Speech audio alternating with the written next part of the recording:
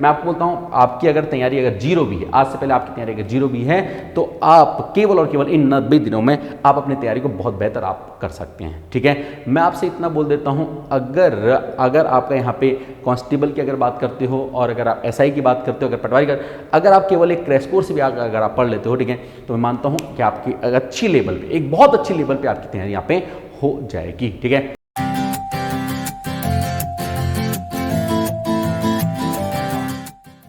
Hello student, कैसे हैं आप लोग। क्रैश कोर्स के अंतर्गत उत्तराखंड के साथ साथ में आज से हिंदी की भी आपकी पैरेलल क्लासेस जो है वो स्टार्ट हो रही हैं। ठीक है, हिंदी के अंतर्गत एक वीडियो में ऑलरेडी मैं आपको पहले बता चुका हूं कि इसका जो सिलेबस है वो आपका किस तरह से कंप्लीट किया जाएगा, जहां मैंने आपको बताया था कि इसके मैंने 2 स्लॉट बनाए थे, एक था स्लॉट 1, एक था स्लॉट 2। ठीक है, स्लॉट 1 में कुछ 15-16 टॉपिक थे, जहां मैंने आपसे कहा था ये सारे इंपॉर्टेंट टॉपिक रहेंगे, और स्लॉट 2 में रहेंगे एवरेज टॉपिक। ठीक है, मैंने आपसे कहा था कि स्लॉट 1 के जो टॉपिक रहेंगे, कभी कभार तो पूरे के पूरे 20 क्वेश्चन यहाँ से पूछ लिए जाते हैं। ठीक है, और कभी कभार मतलब 15-16 तो इस स्लॉट 1 से आपके जरूर रहते हैं। ठीक है, अगर आपने वो वीडियो नहीं देखा होगा तो पहले आई बटन में जाकर के इस वीडियो को आप जरूर देख लेना, आपको समझ में आ जाएगा कि आपको तैयारी जो है वो किस तरह से कराई जा रही है। ठीक, चलिए समझ आती है यहाँ पे। और स्लॉट 1 के पहले टॉपिक की अगर मैं बात करता हूँ तो पहला टॉपिक मेरा था यहाँ पे हिंदी भाषा का विकास। ठीक है, हिंदी भाषा का विकास और बोली, पहला टॉपिक यहाँ पे हिंदी भाषा का विकास और बोली। एक बात हमें देखिए यहाँ पे ये क्रैश कोर्स है, तो यहाँ पे हम केवल उन्हीं मुद्दों पे बात करेंगे, केवल वही बातें होंगी जो पेपर पे पूछी जा सकती हैं या पहले पीछे पूछी गई है। ठीक है, अनाप शनाप बातें यहाँ पे हम नहीं करेंगे। ठीक है, अनाप शनाप बातें मतलब जिनकी संभावना पेपर में आने की संभावना कम रहती है। क्रैश कोर्स का मतलब कुछ इसी तरह से हम लेंगे, बात मिल गया। बाकी कंप्लीट कोर्स के अंदर आप जानते ही हो कि एक ही टॉपिक को मैं, ठीक है, इसी टॉपिक को मैं बहुत डेप्थ में पढ़ाता हूं। ठीक है, लेकिन क्रैश कोर्स के अंतर्गत मूल मुद्दों पे बात करेंगे जहां से आपके पेपर में क्वेश्चन बनता है। देखिए यहाँ पे हिंदी की बात करते हैं। यहाँ पे सबसे पहली बात देखिए, यहाँ पे हिंदी की जो आदि जननी है वो संस्कृत मानी जाती है। संस्कृत से ही हिंदी का विकास हुआ है। मैं टॉपिक हिंदी का विकास पढ़ रहा हूँ तो मुझे यही चलना पड़ेगा। ठीक है, हिंदी है क्या? हिंदी एक भाषा है, लेकिन भाषा कैसी है? ये एक मानक भाषा है। हिंदी कैसी भाषा है? एक मानक भाषा है, एक स्टैंडर्ड लैंग्वेज है। बात पल्ले पड़ रही है आपका, ठीक है, एक मानक भाषा है, इसे हम स्टैंडर्ड लैंग्वेज कहते हैं। देखिए हिंदी क्या है, क्या मैंने आप पे एक मानक भाषा है। अब कभी बार आपसे ये भी पूछ लेता है कि जो भाषा है ये किस भाषा का है। ठीक है, भाषा जो है, ध्यान रखना, ये संस्कृत का एक शब्द है। ठीक है, भाषा जो है एक संस्कृत का शब्द है। एक्चुअली संस्कृत का एक धातु है भाष धातु। ठीक है, भाष धातु से ही भाषा निकला हुआ है। कभी आप ये मत सोच लेना कि हिंदी जो है ये संस्कृत का शब्द है। हिंदी जो है ये फारसी का एक शब्द है। ठीक है, हिंदी जो है वो फारसी का एक शब्द है, जबकि भाषा जो है ये संस्कृत की भाष धातु से निकला हुआ है। ठीक है, संस्कृत का शब्द है जिसका अर्थ होता है प्रकट करना। जिसका अर्थ क्या होता है? जिसका अर्थ होता है प्रकट करना। ठीक है, चलिए मैं बात करना पे हिंदी भाषा के विकास की। ध्यान रखना पे हिंदी का जो विकास है वो 2 तरह से हम पढ़ सकते हैं। हिंदी भाषा के विकास को 2 तरह से देखा जाता है। एक तो इसका साहित्यिक विकास, ठीक है, कि हिंदी में जो साहित्य लिखा जाता है इसका साहित्यिक विकास किस तरह से हुआ है। दूसरा इसका संवैधानिक विकास। ठीक है, चलिए साहित्यिक विकास की बात करता हूं तो देखिए सबसे पहले जो साहित्य लिखे गए वो लिखे गए वैदिक संस्कृत में। ठीक है, वैदिक संस्कृत बहुत कठिन संस्कृत थी। ठीक है, इसे कुटिल संस्कृत भी कहा जाता था। इसकी लिपि को कुटिल लिपि भी कहा गया है। ठीक है, तो कुटिल संस्कृत थी जहां पे लिखे गए वेद। ठीक है, वैदिक संस्कृति के अंतर्गत वेद लिखे गए थे। वेदों में भी कौन से, ठीक है, ध्यान पे वेदों में हमारा पे ठीक है मूल रूप से ऋग्वेद जो था वो हमारा कुटिल संस्कृत में लिखा गया है। बाकी वेद भी हालांकि वैदिक संस्कृत में ही लिखे गए हैं, चारों के चारों। ठीक है, चलिए वैदिक संस्कृत बहुत टफ संस्कृत थी, तो जो वेद थे वो केवल ज्ञानी लोगों को ही समझ में आ पाते थे। ठीक है, तो वेदों की पहुंच आम जनता तक पहुंचाने के लिए वेदों को आसान भाषा में लिखा गया। ठीक है, तो वेदों को जब आसान भाषा में लिखा गया उस संस्कृत को बोला गया लौकिक संस्कृत। ठीक है, लौकिक संस्कृत बोला गया मतलब संस्कृत का थोड़ा सा आसान रूप। ठीक है, चलिए तो संस्कृत का थोड़ा सा आसान रूप लौकिक संस्कृत, इससे भी जब काम नहीं चला तो लौकिक संस्कृत से फिर थोड़ा सा और आसान भाषा आई, उसे हमने बोला पाली। ठीक है, पाली से भी थोड़ा सा और आसान आई, उसे हमने बोला प्राकृत। हालांकि ये दोनों एक ही जैसी थी। ठीक है, ये बौद्ध धर्म और ये कौन सा पे जैन धर्म के लोग यहाँ पे इस तरह से यहाँ पे, ठीक है, मतलब महात्मा बुद्ध ने अपनी बात को प्रचार प्रसार करने के लिए पाली भाषा का सहारा लिया, लौकिक शब्द से आसान भाषा दी। महावीर स्वामी ने अपनी चीज़ों को या जैन धर्म की चीज़ों को लोगों तक पहुंचाने के लिए प्राकृत भाषा का सहारा लिया। ठीक, चलिए समझते हैं भैया। तो सबसे पहले वैदिक संस्कृत आई, फिर लौकिक संस्कृत आई, इससे भी आसान, फिर पाली आई, फिर प्राकृत आई, फिर इसके बाद आई अभ्रंश, इसके बाद यहाँ पे अभ्रंश आई, फिर आई अवहट्ट। देखिए अभ्रंश से हम हिंदी की शुरुआत मान लेते हैं, ठीक है। अवहट्ट में तो काफ़ी हद तक हिंदी आ चुकी थी, ठीक है। अवहट्ट के बाद फिर हमारी आ गई प्राचीन हिंदी, ठीक है, फिर आई हमारी मध्यकालीन हिंदी और फिर हमारी आई आधुनिक हिंदी, ठीक है। तो इसका मतलब हिंदी की जो आदि जननी जो है वो क्या है, संस्कृत है मैंने कहा पे। तो फाइनली आज हम जो पढ़ रही है हिंदी है, ठीक है। कहाँ से आई है ये? संस्कृत से आई हुई है। क्या आपको मेरी बात समझ में आ रही है? चले, ठीक है, बहुत अच्छा। दूसरा विकास होता है हमारा संवैधानिक विकास। देखिए संवैधानिक विकास की बात करता हूं तो यहां से अपने पेपर में क्वेश्चन आने की संभावना बहुत ज्यादा बनी रहती है, ध्यान रखिएगा। सबसे पहले आप देखिए यहाँ पे राजभाषा परिनियमावली, इसके अंतर्गत मैं दो चीजें पढ़ता हूं। यहाँ पे एक आती है राजभाषा परिनियमावली 1963, जिसे राजभाषा अधिनियम 1963 भी कहते हैं। इसमें संशोधन हुआ था 1967 में, ठीक है। तो इसे हम बोलते हैं यथा संशोधन। यथा संशोधन अधिनियम, यथा संशोधन अधिनियम कब? यहाँ पे 1967 में। तो राजभाषा अधिनियम जो 1963 है, यथा संशोधन 1967 है, इसमें कुल 9 धाराएं हैं। इसमें कुल कितना पे? इसमें कुल 9 धाराएं। आपसे पूछ लेगा राजभाषा परिनियमावली 1963 में कितनी धाराएं हैं? ध्यान रखना 9 धाराएं हैं, ठीक है। 9 धाराओं में आपको 9 की 9 धाराएं याद नहीं रखनी है, ठीक है। पहली धारा में संक्षिप्त नाम, मतलब ये धारा का नाम राजभाषा परिनियमावली 1963 है, ये वो सब बताए गए हैं, ठीक है। धारा नंबर 1 में आपको सारी धाराएं याद नहीं रखनी है। आपको एक ध्यान रखना यहाँ पे धारा 4, राजभाषा अधिनियम जो 1963 है, इसकी जो धारा 4 है उसके अनुसार राजभाषा आयोग और राजभाषा समिति का गठन जो है वो राष्ट्रपति करेगा, ठीक है। तो आपसे पूछ लेगा कभी कभार ध्यान रखें कि राजभाषा आयोग का गठन किसके द्वारा किया जाता है, राजभाषा समिति गठन किसके द्वारा किया जाता है? तो दोनों किसके द्वारा होता है पे? राष्ट्रपति के द्वारा, ठीक है। ये किस में वर्णित है? राजभाषा अधिनियम राजभाषा परिनियमावली 1963 की धारा 4 में वर्णित है, ठीक है। चलिए दूसरी आती है धारा 8। धारा 8 में क्या देखा आपने? राजभाषा संबंधित कोई भी नियम कानून जो बनाने अगर होंगे तो इसकी शक्ति जो होगी वो होगी संसद को या फिर विधानमंडल को, ठीक है। केंद्र के लिए, देश के लिए संसद बनाएगी इस भाषा संबंधित कोई भी नियम और कानून, ठीक है। और राज्य के लिए इससे संबंधित कोई कानून जो है वो विधानमंडल बनाएगा, ठीक। चलिए दूसरा अधिनियम है राजभाषा परिनियमावली 1976। कभी कोई तो सीधे ही पूछ लेता है, ठीक है। राजभाषा परिनियमावली सबसे पहले कब आई थी? 1963 में। उसके बाद कब आई? यहाँ पे 1976 में, ठीक है। राजभाषा अधिनियम 1976 में 3 बार संशोधन हुआ है, इसमें ध्यान रखना, ठीक है। इसमें अभी तक 3 बार संशोधन हुआ है। पहला हुआ था 18, ठीक है, पहला 1987 में, यहाँ पर 1900 है। पहला हुआ था 1987 में, दूसरा हुआ था 2007 में और तीसरा हुआ 2011 में।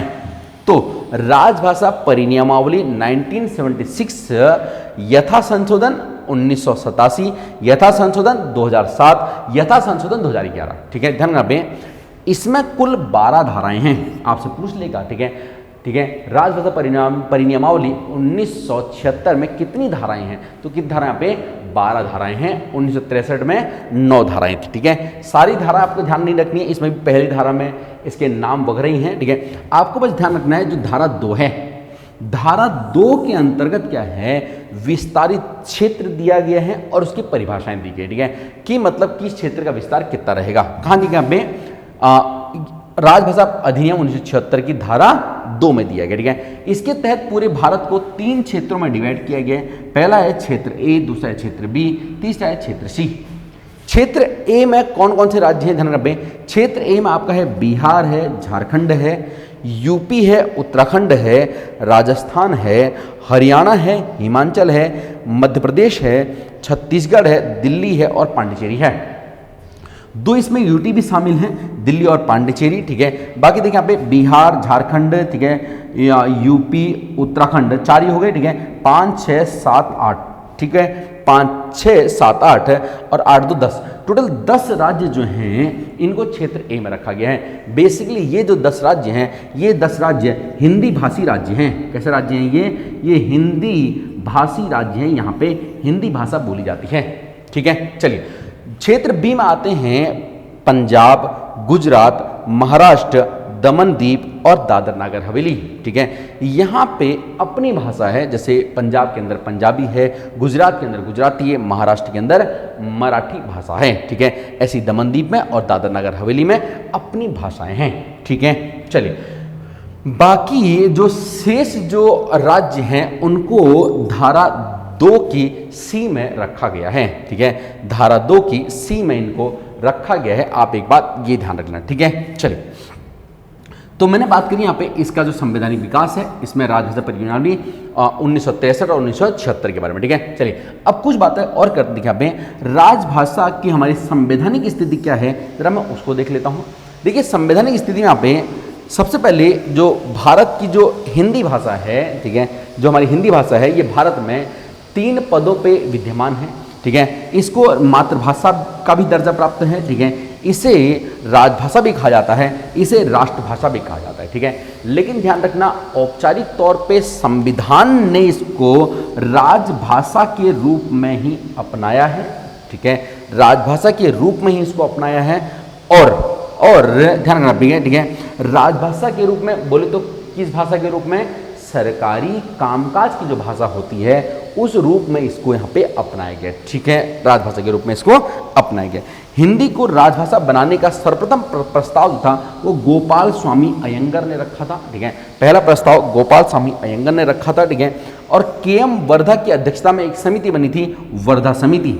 ठीक है, वर्धा समिति ने हिंदी दिवस मनाने की ठीक है गुजारिश की है। ठीक है, और प्रथम हिंदी दिवस जो है इसी के हिसाब से फिर यहाँ पे ठीक है 14 सितंबर 1953 को मनाया गया। ठीक है, 14 सितंबर 1953 को ये मनाया गया। ठीक है, ऐसा क्यों हुआ, ऐसा इसलिए हुआ क्योंकि हिंदी दिवस मनाने के लिए जो इसका ठीक है जो नियम था वो पारित हुआ आपका यहाँ पे कब है, 14 सितंबर लिखो।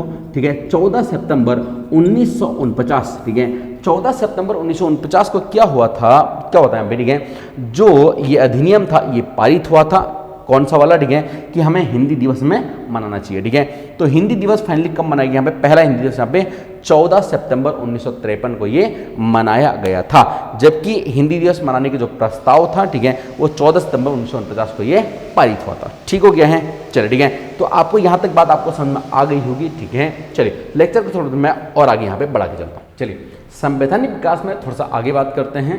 संविधान की बात करता हूं मैं, तो संविधान के मुख्य रूप से 3 पार्ट होते हैं। ठीक है, एक सबसे पहले होते हैं भाग। संविधान में 22 भाग थे पहले, मूल संविधान की बात कर रहा हूं। ठीक है, अनुसूची की बात करता हूं, शेड्यूल की तो 12 अनुसूचियां हैं। ठीक है, और अनुच्छेद की बात करता हूं तो मूल संविधान में 395 अनुच्छेद थे। एक बात समझ दिखाते हैं, भाग की बात करता हूं तो 22 भागों में से 3 भागों में हिंदी का डिस्कशन है। ठीक है, अगर मैं अनुसूची की बात करता हूं तो केवल एक अनुसूची है, अनुसूची 8, जिसमें हिंदी भाषा का डिस्कशन है, मतलब भाषा की बात है। अनुच्छेदों की बात करता हूं तो 395 में से 11 अनुच्छेद जो हैं इनमें भाषा का डिस्कशन है। ठीक है, चलिए हम देखिए यहाँ पे कौन से 3 भागों में हिंदी का डिस्कशन है और कौन से 11 अनुच्छेदों में डिस्कशन है, ये हम नेक्स्ट वीडियो में बात करेंगे। इस वीडियो में बात करें यहाँ पे 8वीं जो अनुसूची है इसमें क्या बात करी गई है हिंदी के बारे में। ठीक है, देखिए 8वीं अनुसूची के अंतर्गत 22 भाषाएं हैं। ठीक है, अगर आप दूसरे हिसाब से आप बोलोगे, देखिए हिंदी भाषा कहाँ रहती है भैया, हिंदी भाषा घर कहाँ है, हिंदी भाषा घर है संविधान। ठीक है, संविधान में एक कमरा है 8वीं अनुसूची नाम का, उस 8वीं अनुसूची में 22 लोग रहते हैं। आप ऐसा समझ सकते हैं। ठीक है, यहाँ पे जो 22 भाषाएं हैं, ये 22 लोग कौन कौन हैं, इन 22 लोग को याद करने के लिए मैंने यहाँ पे 3 वर्ग बनाए हैं। ठीक है, सबसे पहले मैंने बनाया है अवर्ग। अवर्ग में मैंने यहाँ पे 3 भाषाओं के नाम लिखे हैं। एक मैंने लिखा यहाँ पे असमिया, दूसरा उड़िया, तीसरा उर्दू। ठीक है, अवर्ग में मैंने यहाँ पे 3 भाषाएं लिखी हैं, असमिया, उड़िया और उर्दू, ठीक है। दूसरा वर्ग मैंने लिखा यहाँ पे कौवर्ग, ऐसे ही याद करने के लिए थोड़ा सा उस तरह से, ठीक है। दूसरा कौवर्ग में देखिए यहाँ पे पहला मैंने लिखा पे कश्मीरी, दूसरा है कन्नड़, तीसरा है कोंकणी, ठीक है। कश्मीरी, कन्नड़ और कोंकणी, ये यहाँ पे दूसरा वर्ग है कौवर्ग, ठीक है। तो कितनी भाषा हो गई, 3 और 3 6 हो गई हैं। अब देखिए आगे की भाषाओं में 12 भाषाएं इसमें और जोड़ने के लिए मैंने यहाँ पे एक लाइन लिखी है, ठीक है। एक कोट मैंने यहाँ पे लिखा है, मैंने लिखा गूतन पनामा हंसबे, ऐसी एक लाइन लिखी है याद करने के लिए, गूतन पनामा हंसबे मैंने लिखा है, ठीक है। क्रैश कोर्स के अंदर हमको इन सब चीज़ों की जरूरत पड़ेगी, ठीक है। देखिए गूतन पनामा हंसबे में यहाँ पे गौ से जो भाषा है वो है गुजराती, ठीक है। तो से 2 भाषाएं हैं, एक है तमिल, एक है तेलुगु, ठीक है। 9 से एक भाषा है वो है नेपाली। कहाँ है ये, 8वीं अनुसूची में जो 22 भाषा है उनमें से, ठीक है। चलिए पौ से क्या है यहाँ पे पंजाबी भाषा है, 9 से ऑलरेडी आ चुकी है, 9 में कुछ नहीं है, ठीक है। मौ से 3 भाषाएं हैं, मराठी, मणिपुरी और मलयालम, ठीक है। देखिए मैंने थोड़ा सा असेंडिंग ऑर्डर में लिखने की कोशिश करी यहाँ पे, ठीक है, मतलब बढ़ते हुए क्रम में। सबसे पहले 3 शब्दों वाला मराठी, फिर मणिपुरी 4 शब्दों वाला, फिर मलयालम 5 शब्दों वाला। तो मैं इस तरह से यहाँ पे थोड़ा ध्यान रख सकता हूँ कि पहले मराठी है, फिर मणिपुरी है, फिर मलयालम है, ठीक है। वरना बाद में मौ से कुछ और भाषाएं भी होती है ना एक्चुअली, ठीक है। मौ से और भाषाएं भी हैं, लेकिन मुझे ध्यान रखना है 22वीं अनुसूची में यही 3 भाषाएं, मराठी, मणिपुरी और मलयालम, ठीक है। हौ से देखिए यहाँ पे एक भाषा है जिसे हम बोलते हैं हिंदी, ठीक है। 100 से 2 भाषाएं हैं, हंस से 100 से सिंधी और संस्कृत। बौ से भाषा है बांग्ला भाषा, ठीक है। चल ठीक है, तो कितनी हो गई यहाँ पे 1 2 3 4 5 6 7 8 9 10 11 और ये 12, ठीक है। तो देखिए 3 पहले हो गई थी, 3 3 6 और ये 12 हो गई हैं, तो टोटल हो गई 18 भाषाएं, ठीक है। बची कितनी, 4 भाषाएं। 4 भाषाओं के लिए मैंने यहाँ पे एक शब्द लिखा है बोडमास। आपने मैथ के अंतर्गत ये शब्द सुना होगा, ठीक है, बोडमास। बोडमास में देखिए यहाँ पे बौ से है बोडो, डॉ से है डोंगरी, मौ से है मैथाली, सौ से है संताली भाषा, ठीक है। तो ये हैं आपकी 22 भाषाएं हैं जो 8वीं अनुसूची में शामिल हैं। एक बात अभी आती है कि क्या सर कि 22 की 22 भाषाएं जब हमारा मूल संविधान बना था उसमें थी, तो इसका आंसर है नहीं। ध्यान रखना, मूल संविधान में केवल 14 भाषाएं थी।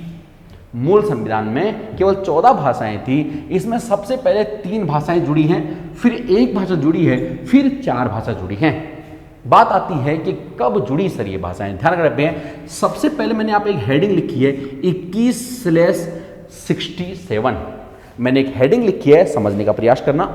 21/67 मैंने एक हेडिंग लिखी है। क्या है सर ये हेडिंग, 21वां संविधान संशोधन 1967 में एक भाषा जुड़ी, वो भाषा थी सिंधी, ठीक होगा, ठीक है। वो भाषा कौन सी थी यहाँ पे, वो भाषा थी सिंधी, मैंने आपको बोला, ठीक है। चलिए दूसरा देखिए यहाँ पे 71/92, ठीक है, ठीक है। 71 यहाँ मैंने यहाँ पे लिखा है, ठीक है। 71/92 क्या है सर ये, 71वां संविधान संशोधन 1992, ठीक है। इसमें 3 भाषाएं जुड़ी हैं। 3 भाषाएं सर कौन कौन सी जुड़ी हैं, इसके लिए मैंने एक शब्द यहाँ पर लिखा है नमक, ठीक है। कौन कौन से यहाँ पे, नेपाली, मणिपुरी और कोंकणी। 9 से नेपाली, मौ से मणिपुरी, कौ से कोंकणी भाषा इसमें जुड़ी है, ठीक है। ध्यान रखना। यहाँ पे अगला देखिए, यहाँ पे आता है, यहाँ पे एक अगली हेडिंग लिखी है मैंने यहाँ पे 92/2003, ठीक है। मैंने क्या किया, इस 92 को मैंने यहाँ पे उतार दिया, यहाँ पे 2003 लिखा है। 92/2003 में यानी कि 92वां संविधान संशोधन कब यहाँ पे 2003 में हुआ है। इसमें 4 भाषाएं जुड़ी हैं। सर कौन सी 4 भाषाएं, फिर से वही शब्द मैंने लिखा है बोडमास, बोडो, डोंगरी, मैथिली और संताली, ठीक है। बोडो, डोगरी, मैथिली, संताली, ये 4 भाषाएं इसमें यहाँ पे फिर से यहाँ पे जुड़ी है। क्लियर हो गया है, ठीक है। तो मैं मानता हूं कि आपको संवैधानिक विकास का जो ये पार्ट 1 था ये आपको समझ में आया होगा, ठीक है। नेक्स्ट लेक्चर में बात करेंगे कि किन भागों में, जो ये 3 भाग हैं ये कौन कौन से हैं, ठीक है। अनुच्छेदों में 11 अनुच्छेद ये कौन कौन से हैं, इन पे हम नेक्स्ट लेक्चर के अंदर डिस्कस करेंगे, ठीक है। चलो ठीक है, उम्मीद करता हूं आपको वीडियो पसंद आया होगा। अगर आपको वीडियो पसंद आया तो वीडियो को लाइक जरूर कर देना। चैनल पर नए आए हो तो चैनल को सब्सक्राइब कर लेना। सब्सक्राइब करना बिल्कुल फ्री रहता है, ठीक है। साइड में बेल आइकन का बटन होता है, उसे आप प्रेस कर लेना। अगर आप प्रेस कर दोगे, ठीक है, तो उससे क्या होगा, जैसे हम वीडियो यहाँ पे अपलोड करेंगे वैसे ही आपको नोटिफिकेशन उसका आ जाएगा, ठीक है। कंप्लीट कोर्स आपको अगर ज्वाइन करना होगा ये वाला, ठीक है, क्रैश कोर्स के लिए, तो आप सिंपली मुझे एक मैसेज कर दोगे। आप लिखोगे एंट्री, ठीक है, एक मैसेज एंट्री क्रैश कोर्स, ठीक है, क्रैश कोर्स लिख करके आप क्या करोगे, आप यहाँ पे इसको सेंड कर दोगे आप इस नंबर पे 9758803949।